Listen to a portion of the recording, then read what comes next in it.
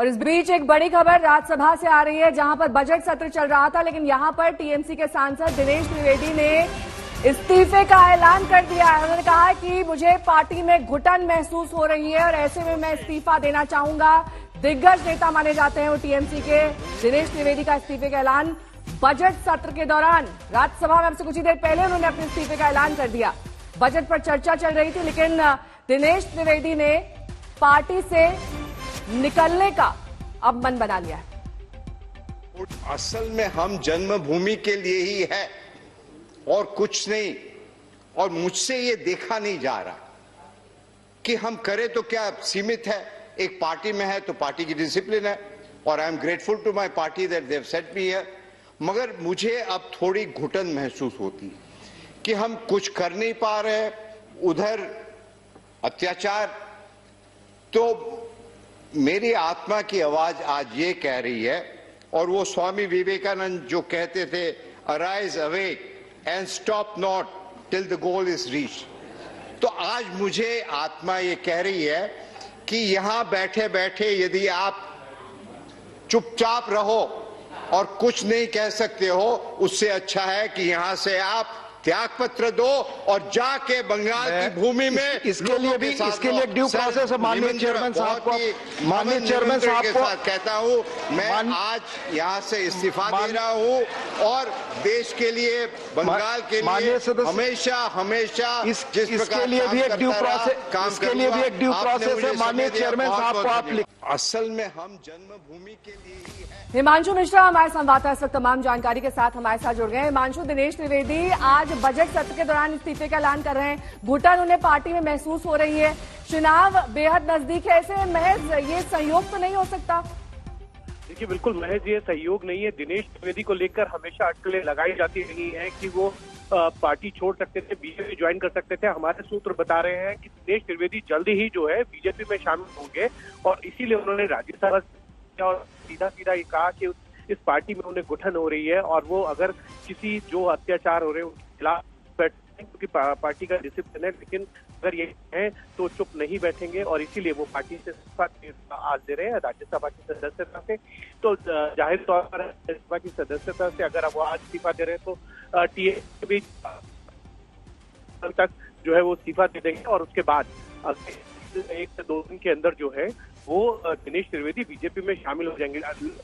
ये बीजेपी के लिए एक बड़ी कह सकते हैं कि चुनाव से पहले एक बड़े जो है टीएमसी के अंदर बड़े नेता को लाकर शुभेंदु अधिकारी के बाद दिया है। तो कहीं ना कहीं ये कह सकते हैं कि बीजेपी का जो बूस्ट है, और लगातार टीएमसी के अंदर जो है भगदड़ मची हुई है। सभी स्ट्रॉन्ग नेता दरअसल इधर बीजेपी के खेमे में शामिल हो रहे हैं हिमांशु, टीएमसी के।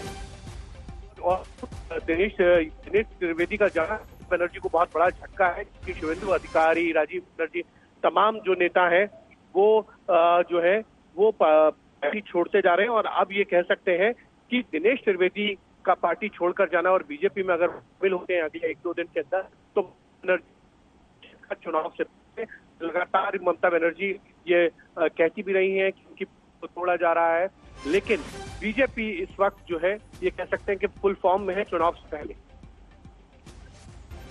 ठीक है, लौटूंगी मैं आपके पास हिमांशु, क्योंकि अब से कुछ ही देर पहले टीएमसी सांसद दिनेश त्रिवेदी ने इस्तीफे का ऐलान राज्यसभा में बजट सत्र के दौरान किया। सुनिए। चुपचाप रहो। मेरे सर गुरुजन, मेरे बाबा, जब मुझे बेस्ट पार्लियामेंट का अवार्ड मिला था तभी भी मैंने ये कहा था कि मुझे उस लायक बनाया।